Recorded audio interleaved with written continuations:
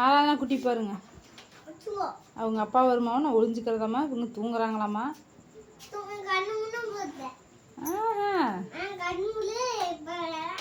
இங்கே பாருங்க யாரும் அறிவாளி கடிகாரத்துக்கு தலைகளாக வச்சுருக்காங்க. யார் அந்த அறிவாளி ஜீவன் இல்லை. எங்கள் பெரியம்மா ஆராதனா குட்டிக்கு ஃபேன் போட்டுக்கிறாங்க. இங்கே வருங்க சமையல் மாஸ்டர் நம்ம செப்பு தான் சமையல் செய்கிறாங்க. நம்ம வீட்டில் என்ன சமையல் இன்னைக்கு அப்படின்னு பார்த்தீங்கன்னா தக்காளி சாதம் அதுக்கு தான் ரெடி பண்ணிட்டு இருக்கிறேன்.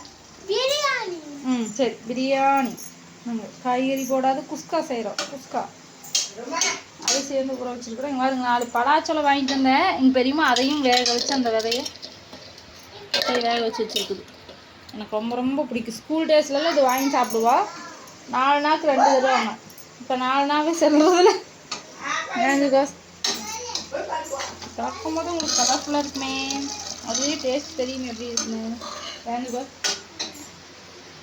சுகாசினியுமே எனக்கு சாப்பாடு செஞ்சு தரப்போகிறேன். சுகாஸ் இவங்க மத்தியானம் செஞ்சு சாப்பாடு சாப்பிட்டு தூக்கம் வருதாம்மா. ஒழிஞ்சுக்கிறேன் அப்பா வந்து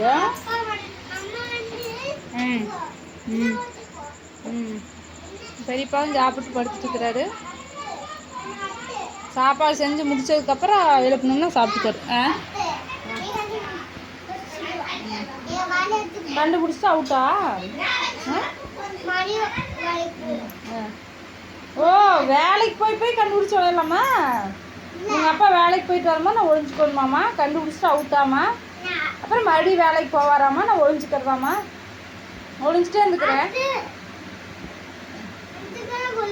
தூக்கம் வந்துருச்சுன்னா ஆராதனா கூட்டி இப்படி தான் பேசிகிட்டே இருப்பாங்க வடவலன்னு. அவங்க என்ன பேசுவாங்க புரியாது.